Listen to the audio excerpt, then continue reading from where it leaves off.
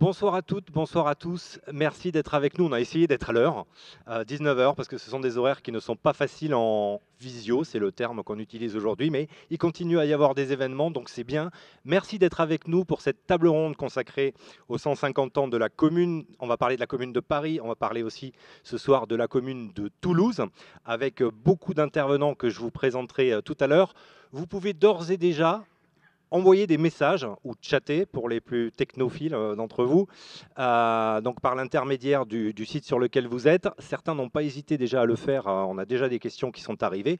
Vous pouvez envoyer les questions tout au long de cette table ronde. Pour commencer, je vais laisser la parole à la collectivité qui a organisé cette table ronde, le Conseil départemental de la Haute-Garonne, et à son président, Georges Méric. Bien, mesdames, messieurs, bonsoir.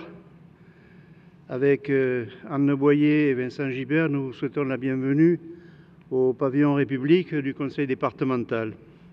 Merci aussi de participer à cette table ronde qui s'inscrit dans le cadre de notre programmation des chemins de la République. Je précise qu'elle se déroule dans le respect strict des mesures, bien sûr, sanitaires et que nous la diffusons en direct sur le site hautegaronne.fr. Je veux saluer et remercier les intervenants de ce soir qui ont répondu favorablement à notre invitation. Ils vont nous apporter leur lumière sur un événement historique fondamental dans le mouvement social.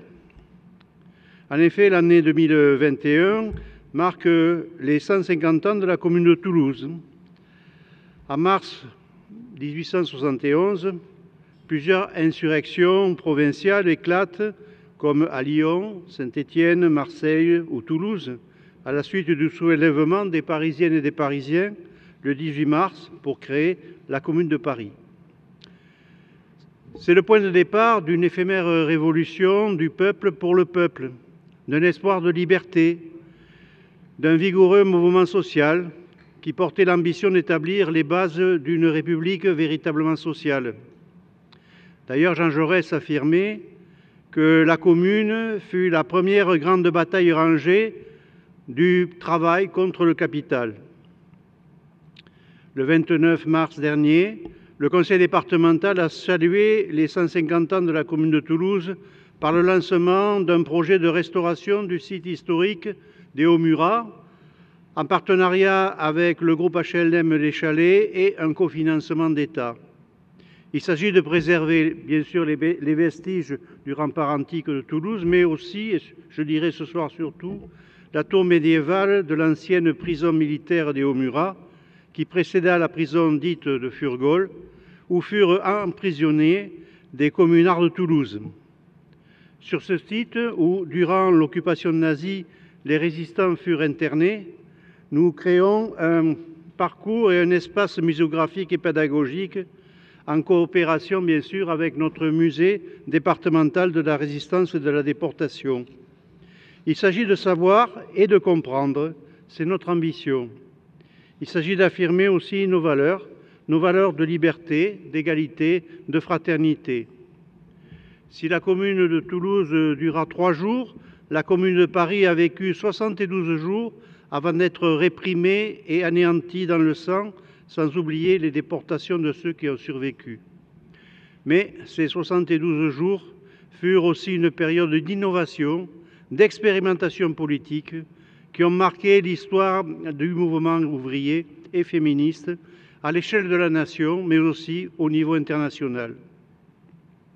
D'ailleurs, des mesures sans précédent voient le jour, comme par exemple la séparation de l'Église et de l'État, l'instruction gratuite et laïque, la réquisition des logements vacants, la liberté d'association, le divorce par consentement mutuel, l'égalité salariale entre les hommes et les femmes. Ce bouleversement et ce bouillonnement de mesures, d'idées et de projets inédits dessinent les bases d'une nouvelle organisation de la société qui inspirera les luttes émancipatrices et libertaires ainsi que les conquêtes sociales qui suivront. Aujourd'hui, face à ceux qui veulent délégitimiser la commune, nous affirmons que nul ne peut nier l'œuvre politique et sociale née de l'insurrection de la Commune de Paris et ses répliques régionales. C'est pour cela que les élus du groupe de gauche majoritaire du conseil départemental, fidèles à leur boussole politique fondée sur un triptyque émancipation, universalisme, humanisme, ont tenu d'organiser ce débat ce soir sur ce moment clé de l'histoire que constitue le socle des grands combats progressistes. Je terminerai ce court exposé par deux citations de Louise Michel. Rémi, ça va, Louise Michel? Merci. Première citation, la révolution sera la floraison de l'humanité, comme l'amour est la floraison du cœur. Deuxième citation, chacun cherche sa route, nous cherchons la nôtre, et nous pensons que le jour où la règle de la liberté et de l'égalité sera arrivée, le genre humain sera heureux. Espérons-le. Je vous remercie à tous et bonne soirée. Merci beaucoup, Président. Je vais à présent vous présenter nos intervenants pour ce soir. Alors, on en a trois qui sont sur la scène du pavillon République du Conseil départemental et deux qui sont en visio, un à Pau, une à Paris. Et je vais commencer par, on est extrêmement fiers de l'avoir ce soir, Laure Godinot, qui est l'une des grandes spécialistes de la commune en France, maîtresse de conférences en histoire contemporaine à l'université Sorbonne Paris-Nord, qui vient de publier La commune de 1871 expliquée en images. C'est tout récent, c'est au Seuil en 2021. Un ouvrage plutôt grand public et un ouvrage un peu plus touffu, une collaboration. L'ouvrage collectif La commune de Paris 1871, les acteurs, l'événement, les lieux, aux éditions de l'Atelier, également en 2021, coordonné par l'historien Michel Cordillo. Bonsoir, Laure Godinot. Vous nous entendez ? Pas de suite. On va rétablir. Vous m'entendez là, je pense. Absolument, on vous entend bien. Voilà. Bonsoir. Je n'avais pas mis mon micro. Bonsoir à vous. On va voir si ça fonctionne du côté de Pau aussi. Laurent Jalabert est professeur d'histoire contemporaine à l'université de Pau et les Pays de l'Adour. Bonsoir Laurent Jalabert. Bonsoir. Et la liaison marche. À mes côtés, alors masqués pour l'instant, évidemment, ils vont enlever leur masque quand ils vont parler, mais on va essayer de respecter les règles sanitaires. Jean-Louis Morlighem, professeur agrégé de lettres classiques, tout récemment retraité, qui était au lycée Saint-Cernin de Toulouse. À ses côtés, Alain Rénal, ancien journaliste à l'Humanité et président de l'Institut régional de l'histoire sociale CGT. Et Rémi Pech, historien, ancien président de l'Université Toulouse Jean Jaurès, auteur d'un ouvrage que je vais attraper, 1871, la commune de la révolte au compromis républicain, dans lequel il détaille les événements qui se sont déroulés à Toulouse. Évidemment, on va en parler ce soir. Pour commencer, je voudrais vous demander à tous les cinq une phrase, quelques mots qui résumeraient cette expérience historique de la commune. Pour vous, on va peut-être commencer par Laure Godinot. Qu'est-ce que c'est pour vous la commune en quelques mots? Alors, on entend souvent que la commune est une guerre civile ou que la commune est une insurrection. Je dirais surtout qu'elle est une révolution politique et une révolution sociale. Et j'insiste là-dessus, c'est un espoir de bâtir autre chose, de mettre fin à ce vieux monde et donc de bâtir une nouvelle société qui réponde à un rêve qui est celui de la République démocratique et sociale, enfin un espoir d'émancipation politique et sociale. Voilà. Merci. Et puis, c'est une répression, mais ça, c'est autre chose. Et c'est également une répression. Laurent Jalabert, même question. Oui, une réponse qui est assez proche, puisque pour moi, la commune, c'est un mouvement, bien évidemment, une révolte populaire parisienne qui est faite d'espoir pour tous ces hommes qui sont en situation révolutionnaire, et en même temps, c'est une utopie, enfin des utopies plutôt, puisque c'est toute une série d'idées qui sont véhiculées par la commune et qui seront des idées durables, reprises un peu par la suite et qui se transmettent de génération en génération au travers d'une mémoire, en tout cas au sein d'une culture politique qu'on peut qualifier de culture politique des gauches, globalement. Voilà. Merci. Je relève les mots forts de vos phrases. J'ai entendu révolution dans la première intervention, utopie dans la deuxième. Rémi Pech, pareil, en quelques mots, comment on pourrait résumer à quelqu'un Si on avait juste 5-6 mots à dire, la commune, qu'est-ce que c'est 1871? Oui, on est obligé de faire des redites là maintenant, hein, mais enfin bon, je crois qu'il y a d'abord l'idée qu'un changement, un grand changement est possible. Et en même temps, c'est le refus d'une régression. Et ça, on le voit bien à Toulouse. Une régression politique qui risque d'arriver. Autrement, la commune, c'est la République laïque, démocratique et sociale. Voilà la trace. Merci beaucoup. Même question pour Alain Reynal. On a déjà un champ lexical quand même assez large. Hein. On a une quinzaine ou une vingtaine de mots qui émergent déjà. Alain Reynal. Au mot de nos révolutions politiques et sociales, je dirais une révolution ouvrière. C'est le premier grand moment d'irruption du mouvement ouvrier qui décide de prendre en main un peu sa destinée, pas que celle du mouvement ouvrier, celle aussi de toutes les couches qui ont intérêt à cette révolution. Je veux simplement aussi ajouter, moi, ce qui m'impressionne le plus, c'est la capacité d'innovation, d'inventivité de la commune. Eh bien, on rajoute 2 mots, ouvrier et innovation. Et pour finir, Jean-Louis Morlinguem. Alors pour moi, la commune de Paris, c'est un gouvernement du peuple, par le peuple et pour le peuple. Pour la première fois dans l'histoire de France, le peuple parisien se dote d'une assemblée dont les membres démocratiquement élus n'appartiennent pas à la classe politique. Ce ne sont pas des professionnels de la politique, mais de simples citoyens inconnus, enfin inconnus du reste de la France. Bref, ce sont des travailleurs manuels, des travailleurs intellectuels aussi, mais ce ne sont pas des rentiers ni de gros patrons. Merci beaucoup. Voilà, le décor est posé. On va rentrer un peu plus dans le détail, donc dans cette histoire de la commune. Et Jean-Louis Morlinguem a enlevé son masque. C'est lui qui va continuer à parler. Pour parler des valeurs de la commune et de son héritage, on est obligé de savoir ce qui s'est passé. C'est important. Et j'aimerais que vous puissiez nous reposer un peu le contexte de ces années 1870, 1871. Qu'est-ce qui se passe en France à ce moment-là ?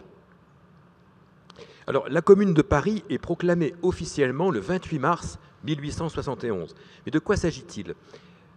Comme je le suggérais, il s'agit d'une assemblée municipale avant tout, ni plus ni moins, composée de 79 délégués qui ont été démocratiquement élus le 26 mars par les Parisiens, c'est-à-dire 229 000 électeurs.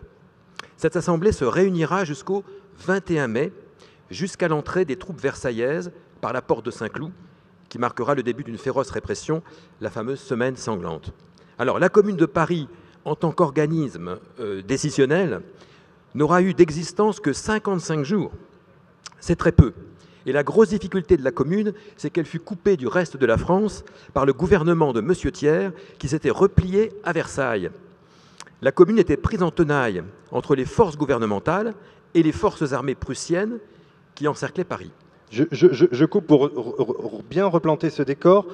On a l'armée prussienne, parce que je pense notamment à ceux qui nous suivent et qui ne sont pas forcément férus d'histoire ou plus jeunes. On a d'abord une guerre qui va entraîner une crise gouvernementale. On est bien sur ça. Voilà. Alors, cette guerre voulue par Napoléon III va se terminer d'une manière catastrophique par la reddition de l'armée française à Sedan et la déchéance de Napoléon III lui-même fait prisonnier. Ce qui va se passer, c'est que 2 jours après Sedan, c'est-à-dire le 4 septembre 1870, un gouvernement de défense nationale va s'autoproclamer. La République va d'ailleurs être proclamée à l'Hôtel de Ville de Paris. Et le peuple parisien, à ce moment, fait confiance à ce gouvernement qui s'est autoproclamé. Le peuple de Paris est très patriote et il n'a qu'un désir, c'est de mener la guerre, et même la guerre à outrance, jusqu'à la victoire. Et ce gouvernement de défense nationale ne va pas réussir à redresser la situation militaire. Ce gouvernement ne va connaître que des revers et surtout, de façon plus ou moins secrète, va essayer d'obtenir un armistice honorable. Tout cela va se terminer effectivement par un cessez-le-feu et par un armistice. Mais entre-temps, du 20 septembre au 28 janvier, ça c'est un élément très important aussi, les Parisiens vont connaître un blocus. C'est-à-dire que les armées allemandes vont encercler Paris dans un tour à peu près de 80 km. Ce sont 180 000 soldats prussiens qui bloquent la capitale. C'est un siège qui va durer 4 mois. Les Parisiens vont être épuisés par ce siège. Ils vont manger, comme l'on sait, les chevaux, puis les chiens, les chats et jusqu'aux rats pour tenir. Mais ils se disent que Paris est imprenable grâce aux bataillons de la garde nationale. C'est quand même 300 000 hommes qui sont derrière les fortifications, avec bien sûr aussi des canons et toutes sortes de mitrailleuses. Donc Paris est jugé imprenable, les Parisiens sont patriotes et ils vont se sentir trahis par ce gouvernement de la défense nationale qui ne va faire finalement que traiter avec les Allemands, avec Bismarck, pour obtenir rapidement la paix. Une paix catastrophique, puisque quand même ça va se conclure ce traité de paix par la perte de l'Alsace et de la Moselle, et aussi par le paiement de 5 milliards de francs or. Et les Parisiens donc, vont se sentir à ce moment-là aussi trahis par ce gouvernement. Mais il y a autre chose aussi qu'il faut également mettre en évidence, c'est que ces Parisiens sont profondément républicains. Et il va se passer un événement très important le 8 février, lorsque des élections législatives vont être hâtivement organisées. Parce que ces élections législatives, qui concernent toute la France, vont amener au suffrage universel, il est vrai, une assemblée essentiellement monarchiste, cléricale, qui n'aura qu'une envie, c'est de mater ces Parisiens qui sont perçus comme d'incorrigibles émeutiers. Et donc, une série de mesures vont être prises, je suis obligé de terminer là-dessus, des mesures qui seront clairement hostiles aux Parisiens. Cette assemblée, qui va donc se réunir à Bordeaux, va supprimer d'abord la modique somme journalière de 1,50 franc qui fait vivre depuis le siège les gardes nationaux. Elle abolit les moratoires des loyers et des effets de commerce, ce qui rend exigible le paiement des loyers et des effets venus à échéance, et ce qui menace finalement d'expulsion ou de faillite beaucoup de Parisiens. Cette assemblée décide de s'installer à Versailles, où elle n'aura pas à craindre les pavés de l'émeute. D'où les noms de Versaillais qu'on retrouve à plusieurs reprises. Et cette mesure revient aussi tout simplement à décapitaliser Paris. Enfin, elle fait condamner à mort par contumace un certain nombre de meneurs et fait suspendre des journaux révolutionnaires, 6 journaux. Elle fait fermer les clubs. Bref, à Paris, c'est la colère et le désespoir. Et pour terminer mon intervention, ce qui va déclencher la Commune, c'est la fameuse journée du 18 mars, lorsque Adolphe Thiers cherche tout simplement à s'emparer des canons acquis par souscription par la garde nationale et que les gardes nationaux considèrent comme leur propriété. Adolphe Thiers donc lance ses soldats de nuit pour récupérer ces fameux canons, mais au petit matin, des difficultés apparaissent, notamment à Montmartre. La population parisienne est réveillée, elle s'émeut de ce qui se passe, et il va se passer un incroyable phénomène de fraternisation entre les femmes, les enfants et les hommes de Paris, tous patriotes, et les soldats, qui vont donc fraterniser. Donc Thiers échoue. Et ce qui va se passer, c'est que, à proprement parler, il n'y a pas insurrection le 18 mars, même si 2 généraux sont fusillés. Thiers et ses ministres se contentent tout simplement, purement et simplement, d'évacuer la capitale. Et l'idée de Thiers, machiavélique, est d'aller reconstituer une armée nombreuse et disciplinée à l'écart de la capitale et de préparer la reconquête ultérieure de la ville de Paris. C'est ce qui se fera en mai, lorsque les Prussiens ont accepté d'ailleurs de céder à Thiers et à son gouvernement les soldats français prisonniers. Je vais aller juste vers Laurent Jalabert pour dire un mot sur cette population parisienne, parce que là on voit qu'il y a des mesures de l'Assemblée qui rendent la vie encore plus dure à une population qui a été éprouvée par un siège. Est-ce que ça va expliquer l'enchaînement des événements pour les Parisiens, et qui expliquerait peut-être aussi que d'autres villes de province n'aient pas forcément suivi la Commune parce que n'ayant pas vécu le siège prussien? Alors, il faut se replacer dans un contexte un peu plus large. Là, on a bien entendu qu'il y avait un contexte immédiat qui était lié au conflit en lui-même et qui allait déclencher toute une série de phénomènes politiques. Mais il est important de voir que Paris a beaucoup changé dans la période qui a précédé. On est quand même en plein cœur du développement industriel de la France, en pleine industrialisation. Et là, on a une poussée de la classe ouvrière dans le pays qui est de plus en plus nombreuse. Et Paris a été considérablement transformé dans les années du Second Empire. On est en plein processus d'osmanisation de la ville. Il y a eu des mouvements internes de population à Paris, une transformation urbaine qui a été très forte. Et donc, effectivement, la classe ouvrière qui se développe à Paris a des besoins sociaux qui sont importants, a des revendications sociales qui pointent. Sur le monde du travail a beaucoup changé. Et donc, on a la naissance d'un vrai mouvement autour de cette industrialisation forcée, avec ces déplacements de population interne à Paris, des mouvements migratoires des zones rurales vers la capitale qui sont de plus en plus forts aussi. Donc, tout ce contexte est en arrière-fond. Et tout à l'heure, ça a été dit, je crois, en introduction, la Commune de Paris, c'est un mouvement ouvrier, c'est une révolte ouvrière. Et donc, il y a bien cette classe ouvrière qui est très parisienne, quand même, beaucoup plus que dans certaines villes de province. Enfin, Rémi nous le dira tout à l'heure pour Toulouse.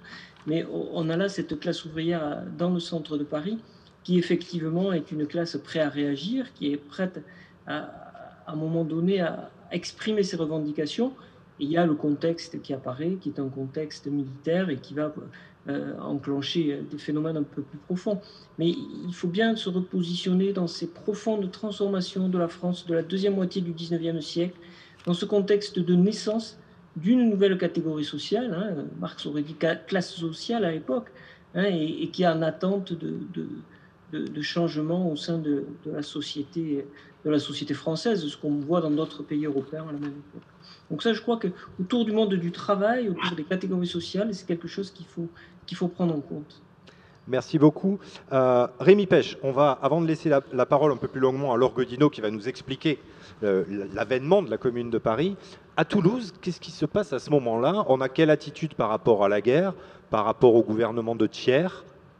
Oui, Toulouse est éloignée du front, on peut dire, mais elle a participé à l'effort de guerre comme l'ensemble de la France. C'est-à-dire qu'on a recruté des volontaires et on les a envoyés au front, aux différents fronts qui pouvaient se distribuer. Et l'artisan de cette mobilisation n'a été autre que le préfet Armand Duportal, qu'on va retrouver comme inspirateur de la commune. Ce qu'il faut souligner pour Toulouse aussi, et je rejoins ce que Laurent a indiqué pour Paris, c'est que le Second Empire a été une période de constitution d'une classe ouvrière toulousaine qu'on a longtemps négligée parce que Toulouse avait toujours un aspect un peu rural et que c'était des petites industries. Mais la population a connu une croissance très rapide, de passer de 60 000 à 100 000 habitants en 20 ans, 30 ans. Et donc, il y avait un entassement de la population, des mauvaises conditions. Et la République était un grand espoir, qui était incarné justement par Duportal, qui, préfet, avait amorcé des réformes, du social, on peut dire.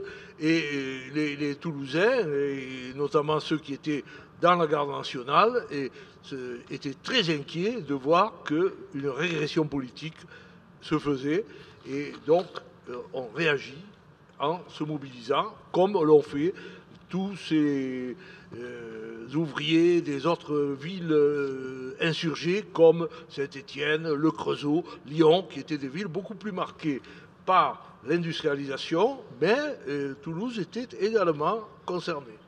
Voilà. Merci Laure Godino. On a laissé avec Jean-Louis Morlingham, on a vécu les élections législatives. Et l'épisode des canons, de la réquisition des canons, j'aimerais qu'on reparte de là pour que vous nous expliquiez ce qui s'est passé, comment s'est constituée la Commune de Paris. Alors, effectivement, la Commune de Paris, souvent on l'a fait commencer au 18 mars, donc c'est cette fameuse affaire des canons. Je voudrais quand même préciser que pour ces canons, et c'est lié effectivement au siège, puisque ces canons ont été acquis en partie d'ailleurs, pas totalement, mais enfin acquis par souscription, donc par un financement des Parisiens au moment du siège. Et donc, lorsque Thiers, qui est chef de gouvernement, veut reprendre et qui a été nommé chef de gouvernement par l'Assemblée nationale, qui est à majorité monarchiste, lorsque Thiers veut reprendre ces canons, il y a une réaction des Parisiens parce qu'ils considèrent d'une part que c'est leur propriété, ça c'est un fait, mais aussi il me semble qu'il faut insister sur le fait aussi que ces canons représentent l'armement du peuple parisien. Et donc, c'est extrêmement important concrètement et puis aussi symboliquement. Hein, c'est le peuple en armes, c'est le peuple parisien en armes et il ne s'agit pas de désarmer ce peuple parisien. Et ce que je voudrais rappeler aussi, c'est que on parle du 18 mars, mais en réalité, après l'armistice du 28 janvier et entre janvier et mars, et ça commence d'ailleurs avant au moment du siège, mais enfin entre janvier et mars, il y a une partie de Paris qui échappe complètement au contrôle du gouvernement. Une partie de Paris qui est en fait qui fonctionne avec les comités locaux, hein, qui fonctionne par arrondissement. Et en réalité, le gouvernement, enfin Thiers et son gouvernement et l'Assemblée donc nationale à majorité monarchiste veulent reprendre le contrôle de Paris. Hein. Donc il y a une vraie volonté de mater Paris avant même le 18 mars. Et en réalité, quand l'Assemblée nationale s'installe à Versailles, décide de s'installer à Versailles, Thiers, lui, est à Paris, doit être à Paris, et il a pour mission, puisque c'est sa mission qui est demandée par l'Assemblée nationale, il a pour mission de rétablir l'ordre à Paris. Donc cette affaire des canons, c'est un élément déclencheur, mais la situation est extrêmement compliquée pour cette Assemblée nationale à majorité monarchiste. Ça, c'est un premier point. Le deuxième point, ce que je voudrais préciser à propos de cette fameuse classe ouvrière et puis des travaux haussmanniens, donc de la situation économique et sociale à Paris. Alors évidemment, la situation économique et sociale est extrêmement difficile et elle est devenue très difficile avec le siège, puisque l'économie n'a pas fonctionné, hein, pendant la guerre, pendant le siège, ou en tout cas très difficilement.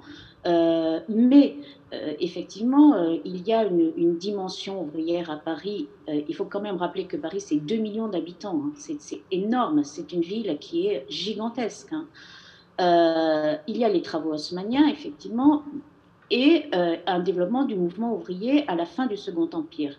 Je préciserai quand même qu'il faut qu'on sache de quel type d'ouvrier on parle. Hein. Il se trouve, donc ça a été montré depuis longtemps, hein, depuis les travaux de Jacques Rougerie, mais même avant, mais enfin, Jacques Rougerie avait beaucoup insisté là-dessus, que ces ouvriers, ce sont encore majoritairement des ouvriers de métier, ce qu'on appelle les ouvriers de métier, donc les ouvriers qualifiés parisiens, qui sont proches de l'artisanat. Il y a beaucoup de petits ateliers avec ce savoir-faire, hein, ce savoir-faire ouvrier. On n'est pas du tout dans la classe ouvrière telle qu'on peut la concevoir au XXe siècle. Hein. Alors, certes, il y a avec l'industrialisation du Second Empire, il y a ce qu'on appelle des grandes fabriques, donc, notamment pour l'industrie des locomotives, par exemple. Mais c'est 500 ouvriers, mais la majorité à Paris, ce sont des ouvriers de petits ateliers et proches de l'artisanat et parfois même proches des petits patrons. Hein. Jeanne Potier, qui est un ouvrier, enfin, qui a été ouvrier, qui a été dessinateur sur étoffe, et là on voit bien le type de métier hein, qui représente cette classe ouvrière parisienne. Jeanne Potier, en 1871, est un petit patron. Donc, il a été ouvrier, il est petit patron. Les frontières sont encore extrêmement poreuses. Autre dimension quand même que je voudrais rappeler pour le 18 mars, on l'a dit, donc il y a une dimension patriotique, il y a une dimension sociale, mais il y a aussi une dimension républicaine. Et là encore, il faut savoir de quel type de républicain on parle. Hein. Parce que le Second Empire a été un régime autoritaire, ça a été un régime policier, il y a un réveil de l'opposition républicaine à la fin du Second Empire, mais ces républicains sont extrêmement divers. Hein. Ils sont divers, ils sont divisés, et le gouvernement de la Défense nationale, donc le gouvernement du 4 septembre, est essentiellement un gouvernement de républicains modérés. Le seul qui est rouge, entre guillemets, c'est Rochefort, qui par ailleurs est tout à fait particulier. Or, à côté de ces républicains modérés, il y a aussi les républicains radicaux qui estiment que la République, ce n'est pas simplement un changement de régime politique. La République, c'est aussi un changement social. Et en tout cas, il faut accompagner le changement politique par des réformes sociales. Et puis, il y a des républicains beaucoup plus révolutionnaires. Et enfin, avant même le 18 mars, et là encore j'insiste sur ce point, l'idée de commune, en fait, existe. Hein. Elle existe parce que dans les clubs, on parle de communes, et l'idée, c'est vraiment de fonder la République par le bas, par les changements sociaux, par l'édifice social. Et ces changements sociaux seront l'indispensable base, dit-on, des institutions républicaines. Alors, on en est là, hein, dans ce contexte-là, le 18 mars. Je rappellerai aussi qu'il y a je crois qu'on n'en a pas parlé, hein, il y a cette fameuse garde nationale. Il ne me semble pas qu'on ait mentionné la garde nationale jusqu'à présent. C'est une milice citoyenne armée, hein, qui a été réactivée pendant la guerre, pendant le siège. Ce sont donc des Parisiens armés. Or, avec l'armistice, donc un certain nombre de Parisiens quittent la garde nationale, mais on a encore 180 000 gardes nationaux, donc Parisiens armés, au moment du 18 mars. Et ces Parisiens, ces gardes nationaux, notamment dans les quartiers populaires, sont sensibles, hein, à ces idées de réforme républicaine de communes. Et en février, donc c'est en février que se constitue la fédération de la garde nationale, d'où le terme de fédéré, hein, qu'on emploie parfois pour les communards. Et en mars, le fameux comité central de la garde nationale qu'on va retrouver au 18 mars. Alors je vais être obligé de sauter un petit peu parce qu'on avait commencé au 18 mars, mais on est toujours au 18 mars. Alors, je vais aller vite. C'est pour arriver à l'épisode de la commune. Oui, mais je voulais préciser un certain nombre de points parce qu'il me semble que c'est important pour comprendre la commune en elle-même. Alors, donc, effectivement, 18 mars, le comité central de la garde nationale se retrouve seul à Paris, puisque Thiers a évacué Paris et a demandé l'évacuation de Paris par l'administration et par les ministères, et il appelle à des élections. Il appelle à des élections le 26 mars parce qu'il faut légitimer aussi l'insurrection. C'est une façon de légitimer par les urnes l'insurrection du 18 mars. Élection qui amène à une commune le 28 mars, on en a parlé. Donc élection le 26 mars, proclamation de la commune le 28 mars, au moment d'une grande fête solennelle à l'hôtel de ville. Et c'est à partir de là, effectivement, que se réunit le conseil de la commune, qui a été élu le 26 mars, ce qu'on appelle aussi l'assemblée communale.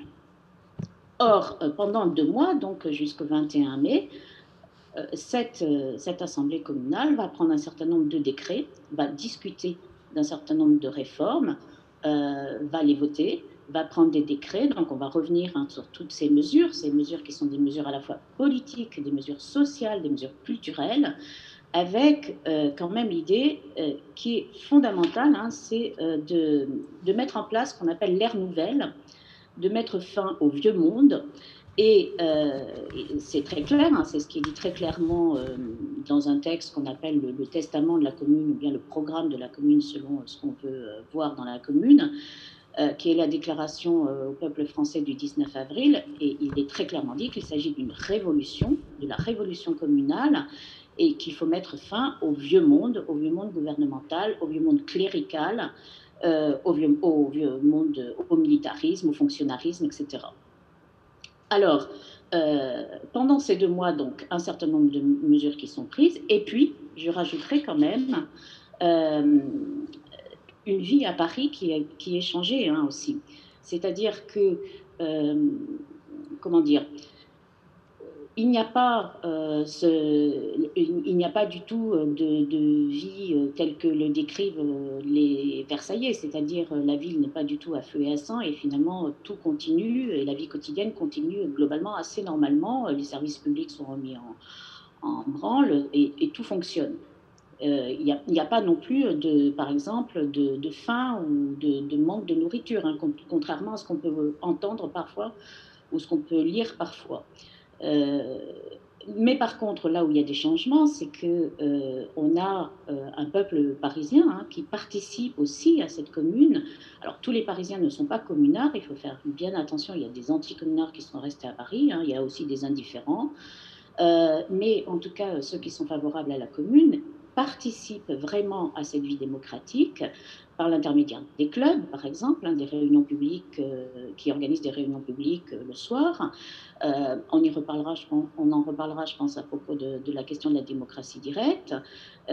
Donc, il y a vraiment pendant ces 2 mois, non seulement un laboratoire politique, mais un laboratoire social, et puis, encore une fois, une participation, parce qu'on parle de gouvernement du peuple par lui-même, une participation du peuple qui réagit face aux décisions de la commune et qui aussi, du peuple communard en tout cas, qui prend part et qui commente aussi ces décisions de la commune. On pourrait parler de la presse, du Cri du peuple, du Père Duchesne, qui commente les décisions de la commune, etc.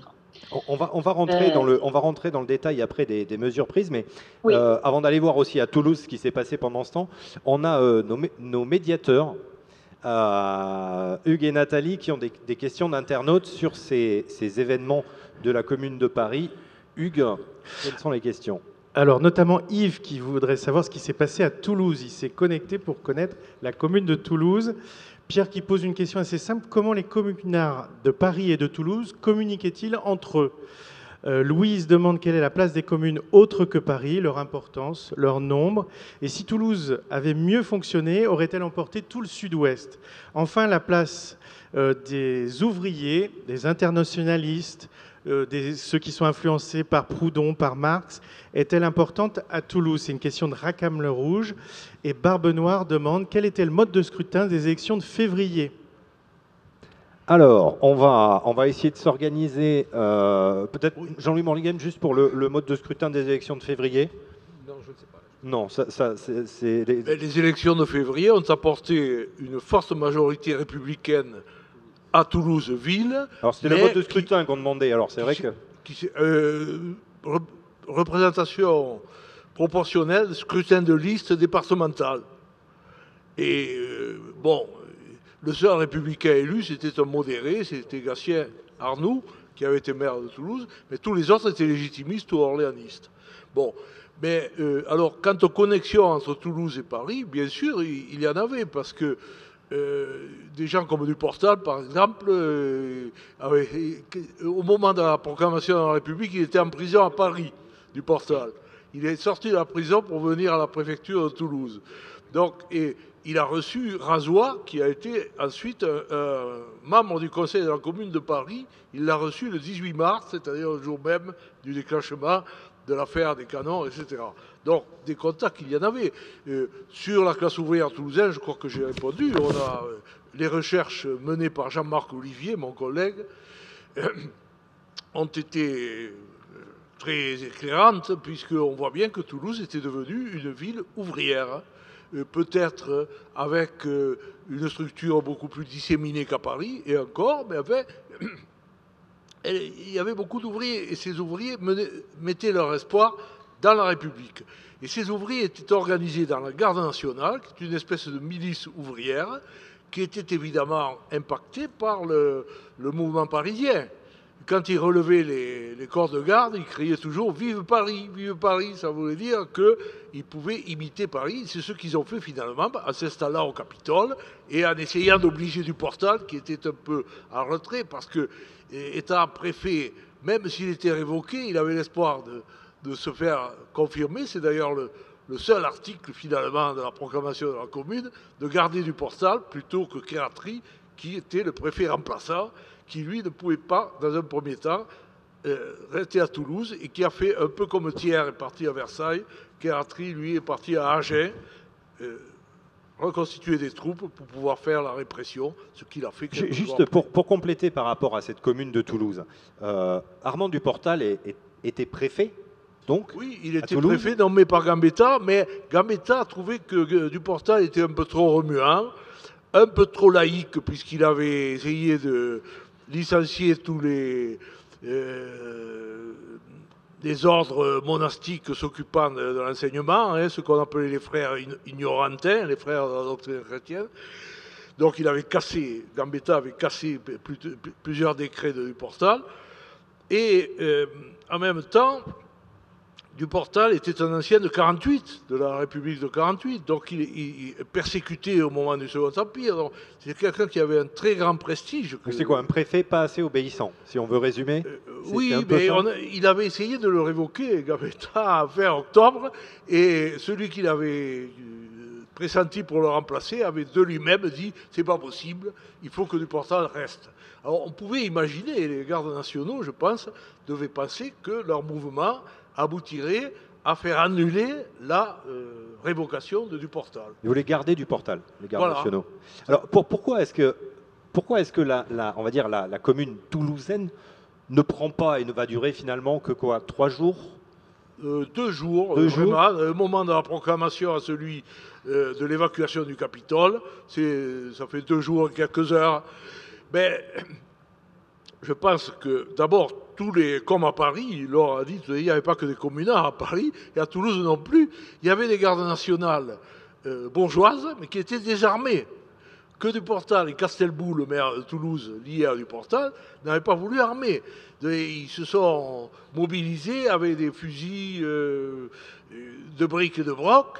Ensuite, ils se sont rendus à l'Arsenal, où là, il y avait des armes. Mais donc, il y avait des forces de droite à Toulouse. Et puis, bien sûr, la stratégie de Khératry, quand il est revenu à Toulouse, ça a été de bloquer les ponts, ce qui coupait le Capitole du grand quartier ouvrier qui était quand même Saint-Cyprien. En fait, c'est un meilleur stratège qu'à Paris, quelque part. Je ne dis pas que c'est une défaite militaire, mais, oui, on peut quelque part, le fait que les canons... à Paris, ça a donné quand même un élan.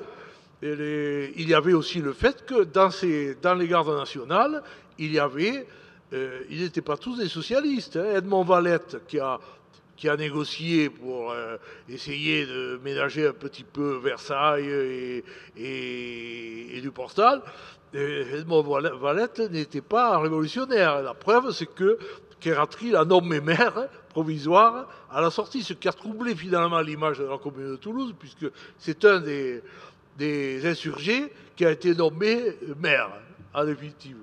C'est pourquoi ça a introduit un trouble, évidemment. Alain Reynal, vous êtes spécialiste de l'histoire sociale.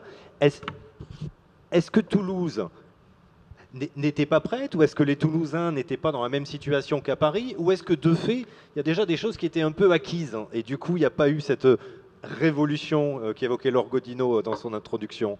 Vous pouvez enlever le masque si vous voulez, c'est au choix. Très franchement, ça m'est un peu difficile de répondre à cette question, sauf des appréciations personnelles. Je pense que, d'abord, je ne veux pas minimiser la place de Toulouse, mais Paris, la capitale, le lieu des affrontements depuis déjà tout ce 19e siècle, on voit bien que l'enjeu, y compris pour les monarchistes, pour les républicains modérés, c'est Paris qui va prendre une place plus importante.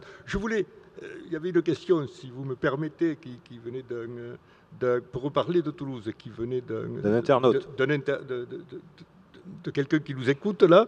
Il y a eu bien sûr Armand Duportal et CRMI, et puis en relisant, parce que je ne vous cache pas que j'ai surtout lu le travail de Rémi Pêche sur la commune de Toulouse. Il y a eu une question tout à l'heure qui revenait sur le rôle de l'Association internationale des travailleurs, les internationalistes.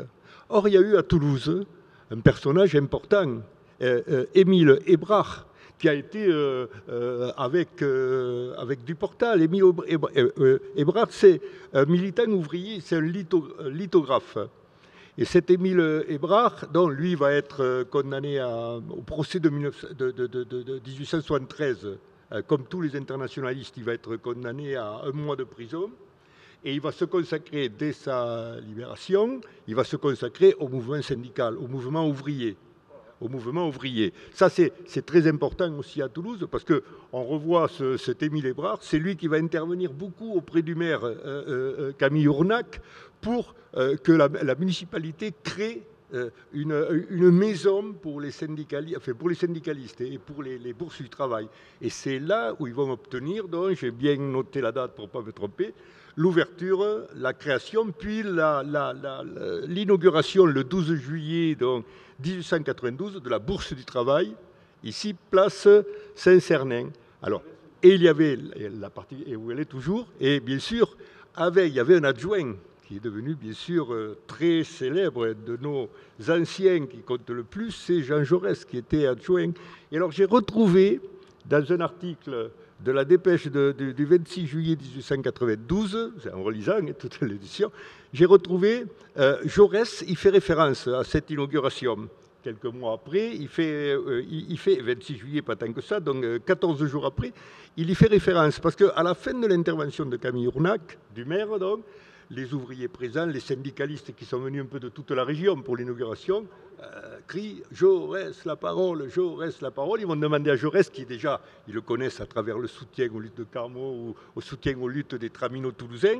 Et Jaurès en parle, c'est le seul document, mais moi je ne suis pas préhistorien, Jaurès en parle, et quelques jours plus tard en dépêche, il dit « Je veux dire une fois de plus à propos des élections du Conseil général, qu'elle doit être à mon sens, alors il dit, c'est le texte, voilà ce que j'ai dit ce jour-là à l'inauguration de la Bourse du Travail.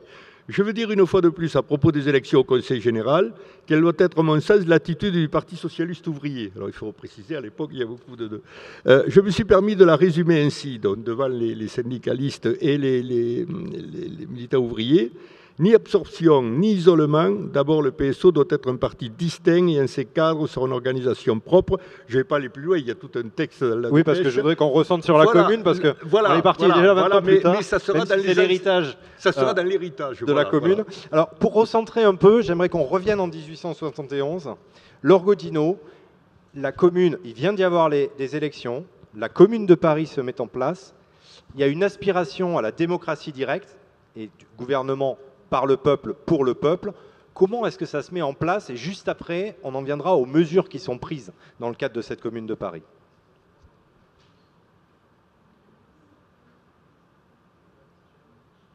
Excusez-moi. D'abord, il y a une volonté de rompre avec le pouvoir personnel, c'est-à-dire à la fois le pouvoir autoritaire impérial, l'idée évidemment de monarchie, mais également un pouvoir personnel dans le cadre d'une république.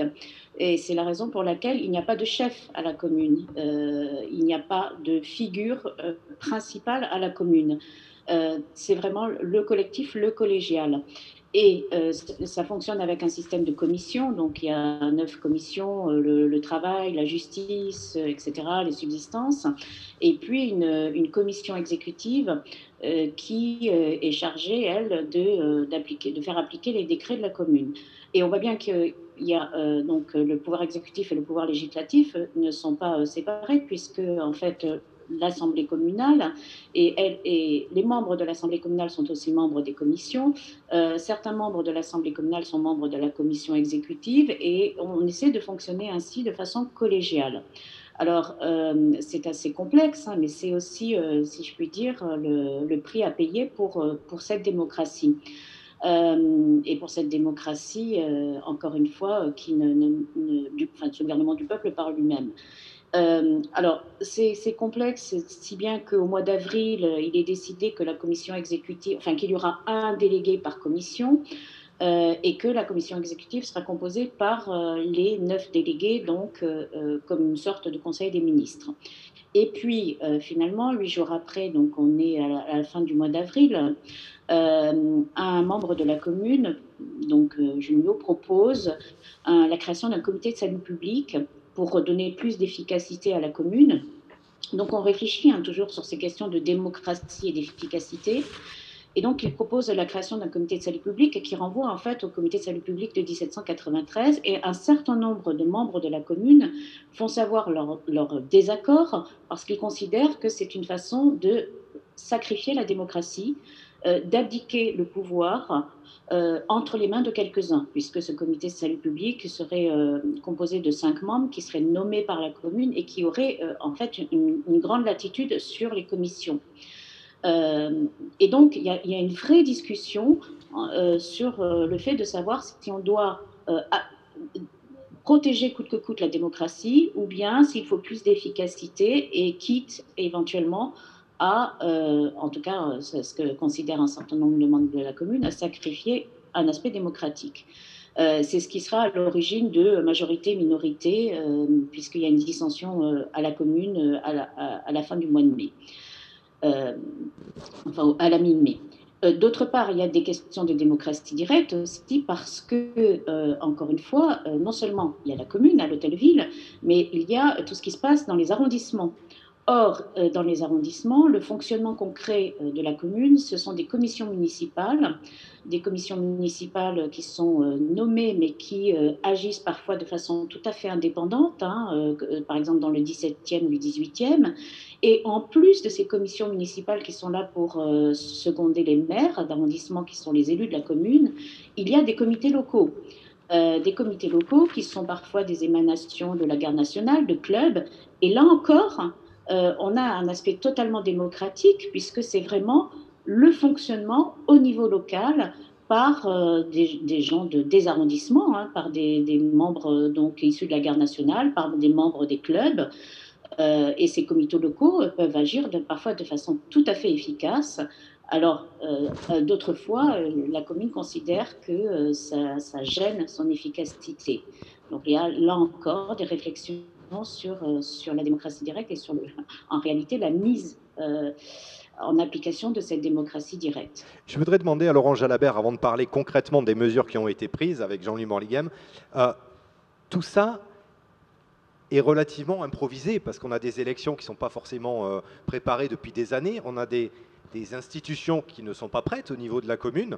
Donc on l'a senti avec ce que vous nous disiez, ça se met en place un peu au jour le jour avec des choses qui ne sont pas forcément complètement calées.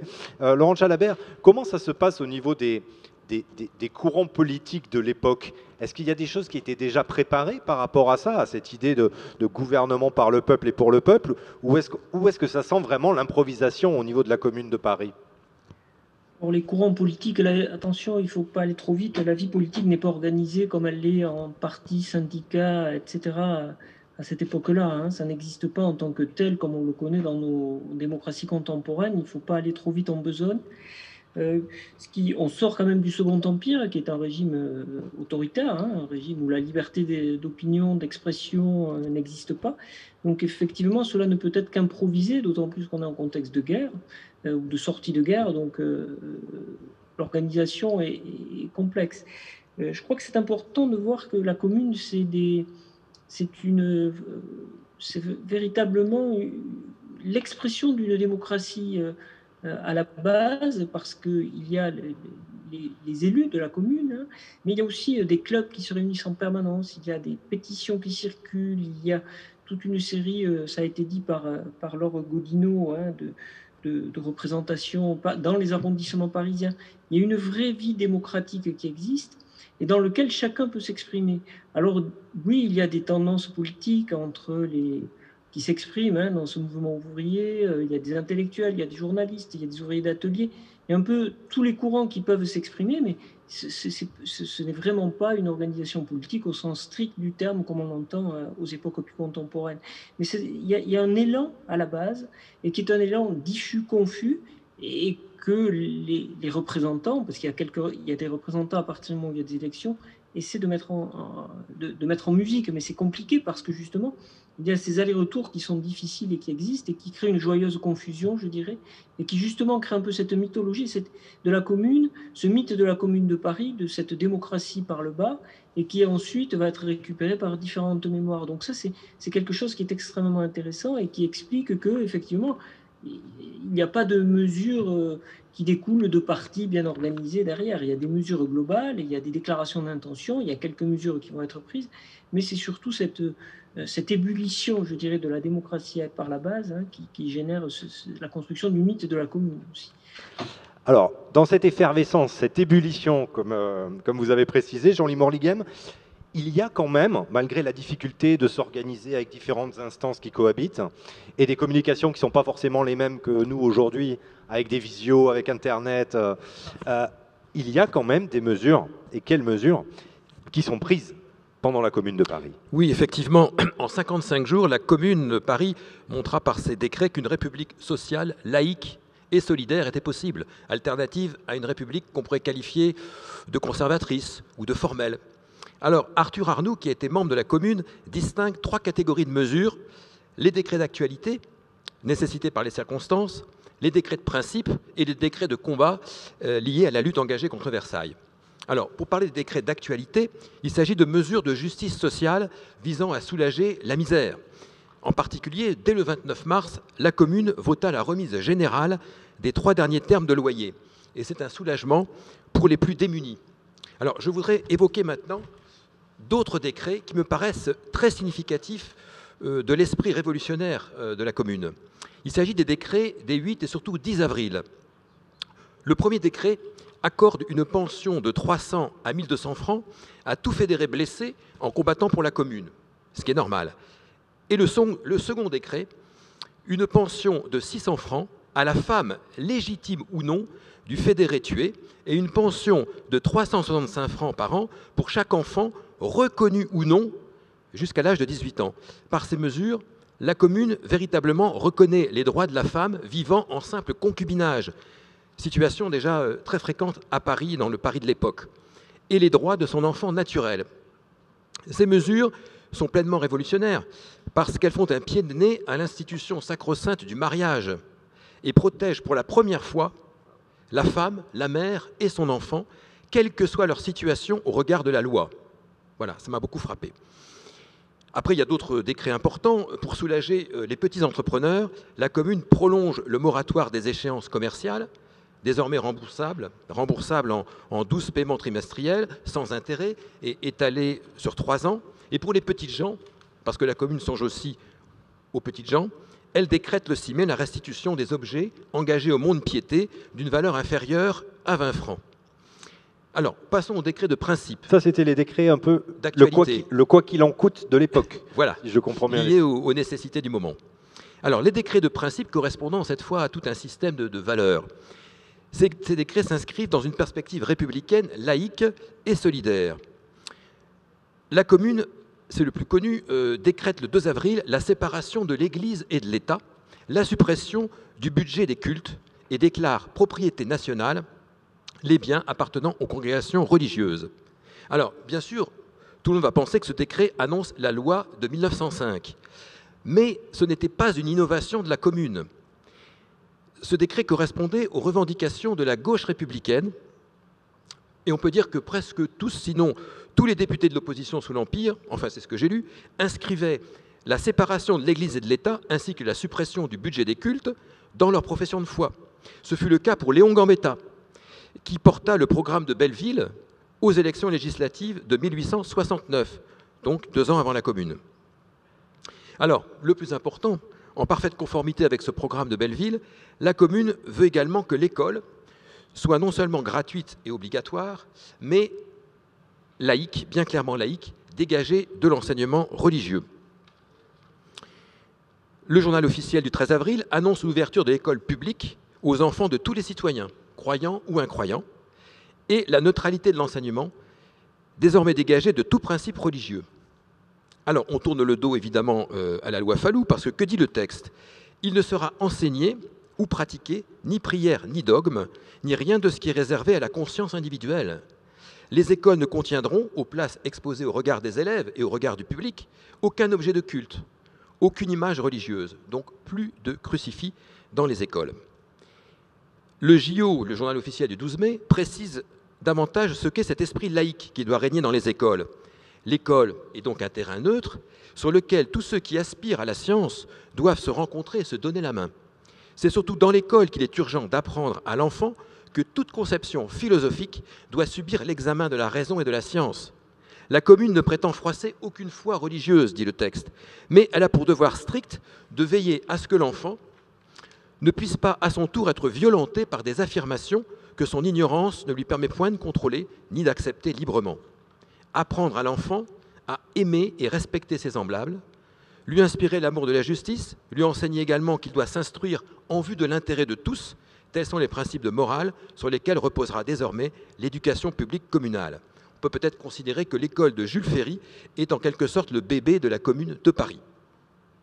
Alors, d'autres décrets de principe, peut-être que Mme Godineau, M. Jalabert en reparleront, la commune a voulu mettre un terme à la gabegie financière des précédents gouvernements. Et elle a fixé à 6 000 francs... d'une grande modernité. Oui, d'une grande modernité. Elle a fixé à 6 000 francs le maximum des traitements de fonctionnaires et à 15 francs par jour la rémunération des membres de l'Assemblée.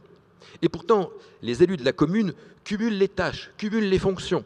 Ils sont épuisés par tout ce qu'ils doivent faire. Et ils savent que sous une monarchie quelconque, dira Arthur Arnoux, comme sous la République future de MacMahon, eh bien, toutes ces fonctions seront évaluées de 30 000 à 100 000 francs pièce. Donc, en s'interdisant le cumul des traitements, vous voyez, c'est un sujet également d'actualité, en s'interdisant le cumul des traitements, les élus de la commune savent qu'on n'avait jamais vu à coup sûr un gouvernement moins coûteux, plus économe. Et dans le même temps, je terminerai peut-être avec ça rapidement, la commune doublait presque le traitement des instituteurs et institutrices, qu'elle portait à 2 000 francs, en établissant même, et c'est une première, une égalité de salaire entre les enseignants et les enseignantes. Là encore, une mesure d'avant-garde. Un autre décret interdit les amendes et retenues sur salaire. Un autre, très célèbre, interdit le travail de nuit dans les boulangeries. Un autre encore introduit un cahier des charges fixant le salaire de la main-d'œuvre dans tous les marchés conclus ou à conclure par la commune. C'était pour éviter que les gros entrepreneurs ne fassent des offres avantageuses, pour rafler évidemment les marchés, en rabotant le plus possible les salaires des ouvriers bien entendu. La commune espérait faire porter la concurrence uniquement sur les marges bénéficiaires réservées au capital, donc cette dimension sociale dont on a parlé tout à l'heure, voire socialiste. Enfin, la commune attribua les ateliers abandonnés par leurs patrons aux associations ouvrières pour en continuer l'exploitation. Et elle mit à la disposition des victimes des bombardements des Versaillais, certains hôtels particuliers et d'autres logements vacants. Il y avait donc déjà le souci de reloger les sans-abri de l'époque. Il nous reste à parler de 2 décrets de combat, très connus parce qu'ils ont fait couler beaucoup d'encre aussi et entamer une polémique. Il y a eu, dès le 5 avril, le décret sur les otages. Alors, ce décret a été motivé par l'assassinat de 2 membres de la commune, 2 généraux égorgés sans jugement, Flourens et Duval. Et surtout pour répondre à l'exécution sommaire de fédérés prisonniers, même blessés ou non. Alors ce décret donc sur les otages du 5 avril, établit que toutes les personnes prévenues de complicité avec le gouvernement de Versailles seront les otages du peuple de Paris. Et l'article 5 précise, alors ça peut faire frémir, toute exécution d'un prisonnier de guerre ou d'un partisan du gouvernement régulier de la commune, régulier, sera sur le champ suivi de l'exécution d'un nombre triple des otages retenus et qui seront désignés par le sort. Alors, ce décret, évidemment, était destiné à inspirer aux ennemis de la commune une terreur salutaire. On avait toujours en tête, évidemment, la Grande Révolution. Mais il suscita beaucoup d'émotions et beaucoup d'indignation, non seulement dans le camp versaillais et dans toute la France, mais aussi dans les rangs communards. Pourtant, la commune n'appliqua jamais ce décret, alors que les troupes versaillaises n'ont jamais hésité à continuer à massacrer sauvagement les blessés et les prisonniers. Et j'en termine avec un autre acte de combat, un acte symbolique celui-ci, qui a constitué tout simplement à démolir la colonne Vendôme. Alors cette colonne avait été édifiée à la gloire de Napoléon Ier, et la commune entendait, en démolissant cette colonne, en l'abattant, eh bien, mettre un petit peu fin au culte de Napoléon, au mythe napoléonien, mais aussi à ce qui pouvait représenter une forme de barbarie, marquée en quelque sorte un déni de tout ce qui est impérialisme, militarisme. La colonne fut d'ailleurs abattue le 16 mai, assez tardivement, au milieu d'une foule en liesse. Arthur Arnoux écrit « C'était une affirmation éclatante des principes qui dominaient la commune, la condamnation de la guerre et de la conquête. C'était le jugement du peuple et de l'avenir sur ce despote qui avait fait de la révolution du droit humain l'asservissement de la France et de l'Europe. » Alors, en repensant à cet événement qui a été la démolition de la colonne Vendôme, la chute donc aussi de la statue de Napoléon, on peut songer aux demandes de déboulonnage aujourd'hui de certaines statues de personnages liés à un passé jugé raciste ou colonialiste. Voilà. Merci beaucoup Jean-Louis Morlingham. Avant de prendre quelques questions sur cette mise en place du gouvernement de la commune, Laure Godino, parmi toutes ces mesures qui sont mises en place, en fait, la commune dure 72 jours, pour les collégiens lycéens, c'est facile à se rappeler, 1871, 72 jours, c'est très court. Et il faut le temps aussi de se mettre en place, vous l'avez dit, c'est pas évident. Est-ce que toutes ces mesures entrent en application pendant cette période de la commune? Et est-ce qu'il y en a d'autres que Jean-Louis Morlinghem aurait oublié, dont vous voudriez nous parler? Alors, sur les mesures, je trouve qu'elles ont été présentées de façon tout à fait complète. Et d'ailleurs, je suis heureuse d'entendre parler d'Arthur Arnoux parce que son histoire de la commune est absolument extraordinaire. Donc, j'invite à la lire. Et c'est lui qui fait effectivement cette distinction entre les mesures d'actualité, mesures de combat, etc. Alors, oui, effectivement, hein, c'est très court et un certain nombre de mesures sont très difficiles à appliquer. Par exemple, celle sur l'école, tout simplement, hein, l'école gratuite, laïque, obligatoire. En fait, tout dépend des arrondissements, notamment pour la gratuité. Certains arrondissements vont mettre en œuvre la gratuité avec les fournitures scolaires gratuites. Donc, on a un certain nombre d'affiches qui insistent sur ces fournitures scolaires gratuites. D'autres vont mettre plus difficilement en œuvre cette école. De la même façon, par exemple, pour l'école laïque, ça nécessite des instituteurs et des institutrices laïques. Donc, il faut les former. Donc, tout ça, ça ne se fait pas en 2 mois, hein, très clairement. La mesure, par exemple, aussi sur la réquisition des ateliers abandonnés. Donc, en fait, ce sont les ateliers abandonnés par les patrons qui ont fui le 18 mars. Hein. Et l'idée est de confier ces ateliers, de faire un état des lieux de ces ateliers abandonnés et de les confier à des associations ouvrières. Mais là encore, il faut le temps hein, pour faire cet état des lieux, pour que les associations ouvrières reprennent à leur compte ces associations ouvrières de production. L'idée étant de se débarrasser à terme du patron qui, au XIXe siècle, est considéré comme un parasite. Mais il faut du temps pour que ça soit mis en place. Et il n'y aura qu'un seul atelier réquisitionné qui sera confié à une association ouvrière. Ça ne veut pas dire que la commune n'essaie pas de développer les associations ouvrières de production, parce qu'il y en a qui existent déjà en dehors de ces ateliers abandonnés. Et donc là, effectivement, il y a des commandes qui sont faites aux associations ouvrières de production. Donc, il y a beaucoup de choses qui ne sont pas mises en œuvre parfaitement ou complètement, mais encore une fois, le temps a manqué, l'argent a manqué. Et puis, je rappellerai quand même que la commune est en guerre. Hein. Versailles a mené la guerre depuis le 2 avril. Donc, depuis le début du mois d'avril, la commune est en guerre et la commune donc lutte contre Versailles. Et encore une fois, mettre en œuvre cet idéal, c'est compliqué en temps de guerre. Juste, ça paraît presque anecdotique quand on parle de la commune, mais on parle de la guerre entre les Versaillais, donc le gouvernement en gros, et la commune de Paris. Mais les Allemands, les Prussiens, pendant ce temps, font quoi? Ils sont repartis? Ils regardent la France se déchirer? Alors, les Prussiens occupent la partie nord-est de Paris. Ils sont au nord-est de Paris et c'est pour ça que les combats ont lieu au sud et à l'ouest, puisque les Versaillais sont au sud et à l'ouest. Les Prussiens sont théoriquement neutres, hein. Donc ils observent et un certain nombre de républicains modérés insisteront sur le fait que la commune, c'était le déchirement sous les yeux de l'occupant. Donc, et ils en profiteront aussi pour condamner la commune pour cette raison. Hein. Ça ressemble à ça. Comment ? Ça ressemble beaucoup à ça, sous les yeux de l'occupant. On va prendre quelques questions, je vais vous redonner la parole, parce que je pense que les questions sur les mesures qui ont été proclamées pendant la commune. Oui, alors des questions sur les mesures, mais au-delà du fait que la commune de Toulouse se revendique une paternité, enfin une liaison avec la commune de Paris et souscrit aux mesures prises à Paris, et Yann pose la question de savoir pourquoi la commune de Paris prend des décisions nationales. Est-ce qu'elle n'est pas en contradiction avec la démocratie directe qu'elle prétend instaurer? Daniel demande est-ce que la commune de Toulouse n'a pas été un échec?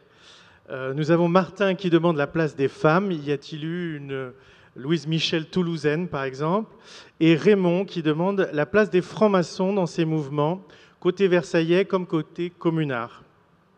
Alors, on va en parler avec Rémi Pêche. Déjà, est-ce que la Commune de Paris prend des décisions nationales? C'est-à-dire quand ils disent on veut l'égalité de traitement hommes-femmes pour les professeurs, est-ce qu'ils disent on veut partout en France ou on veut à Paris? Non, moi je crois qu'elle prend des décisions qui ont valeur d'exemple et qui sont aussi dans la lignée, comme l'a dit Jean-Louis tout à l'heure, de programmes antérieurs, comme le programme radical de Gambetta à Belleville. Donc, là, il n'y a pas...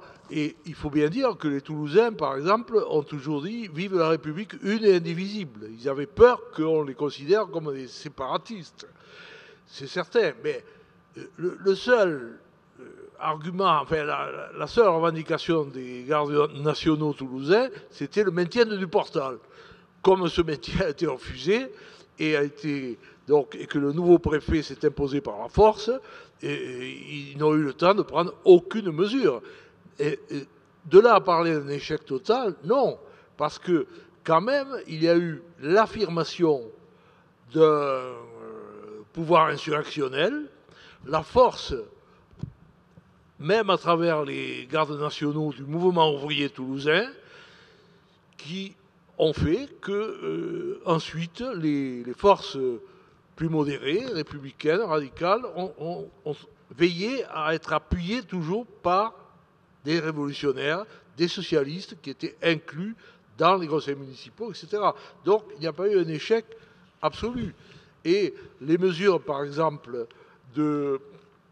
favorables à l'école laïque, qui avaient été prises déjà par du Portal, qui n'avait pas pu aller au bout de sa logique, avant la Commune, ces mesures ont également inspiré ensuite les municipalités toulousaines, où vraiment l'école a toujours été un programme privilégié dans tous les programmes municipaux. Donc moi, je ne parle pas d'un échec absolu. Laure Godino, justement, par rapport à ça, on va dire un mot quand même sur la place des femmes pendant cette commune, mais la Commune de Paris ne se revendique pas comme un autre gouvernement français.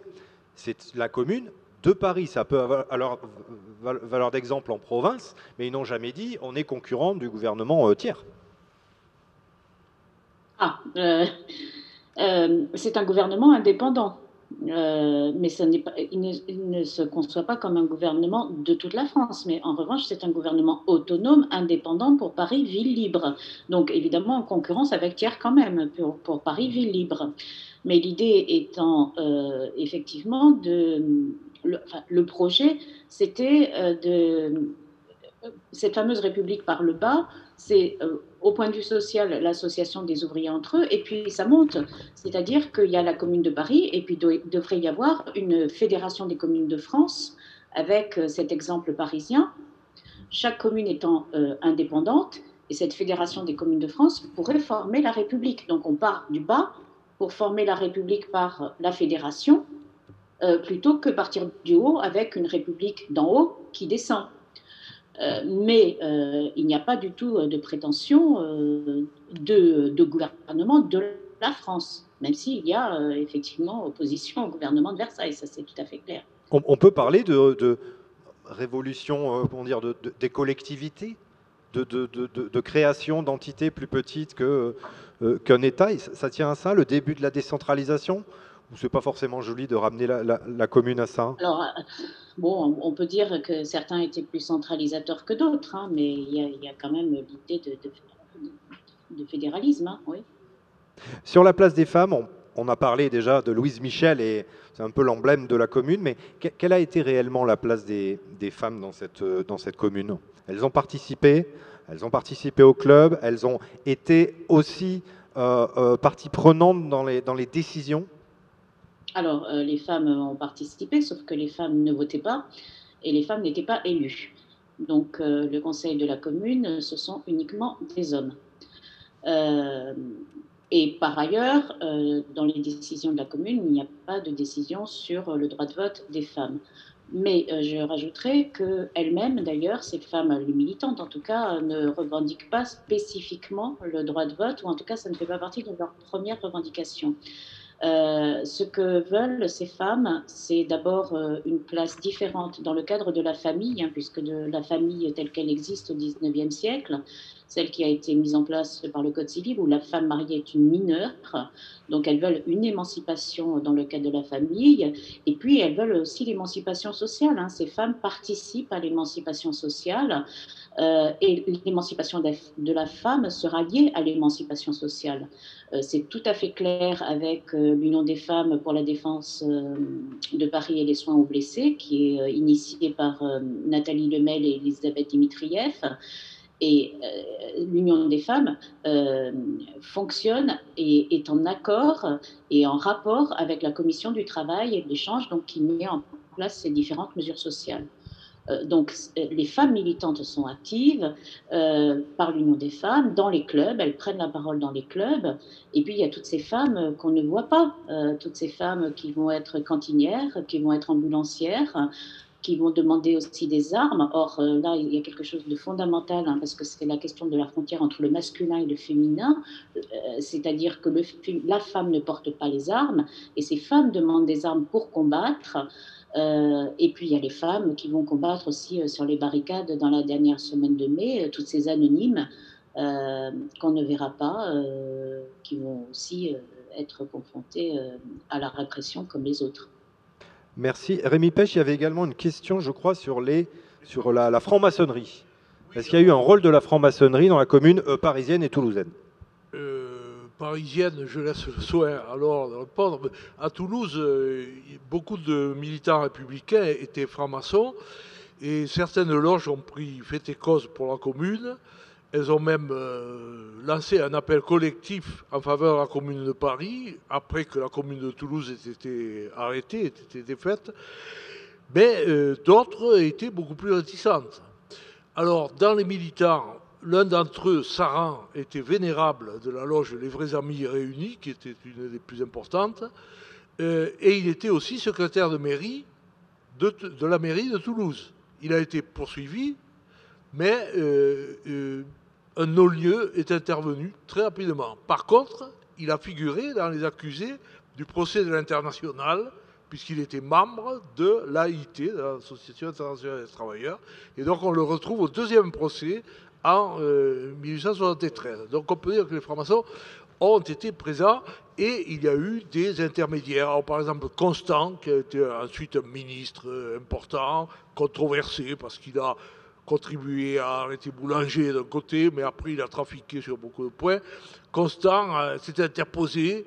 Manot, qui était le procureur de la République, a également évité qu'il y ait une infusion de sang à Toulouse, parce que Créatry était disposé à mitrailler le Capitole. Hein. Ça a été à deux doigts d'avoir une boucherie à Toulouse. Mais il n'y a pas eu de mort, donc il faut peut-être s'en réjouir. Et là, les francs-maçons ont joué un rôle, je dirais, d'intermédiaire, d'apaisant à Toulouse. Éviter un bain de sang éventuellement place du Capitole, c'est ça qui était encerclé à un moment. Laurent Jalabert, on va passer de ce qui a été pris comme mesure aux valeurs de la commune, parce qu'on voit que ce sont des mesures qui ont été annoncées, qui ont du mal à être appliquées. Par rapport à vous êtes spécialiste des gauches un peu de la Constitution. Est-ce que la gauche d'aujourd'hui, la gauche du XXe siècle, se revendique directement de l'héritage de la commune? C'est-à-dire, est-ce que on prend toutes les valeurs de la commune et elles sont fondatrices d'un peuple de gauche aujourd'hui? Est-ce que c'est comme ça qu'il faut le voir ou pas du tout?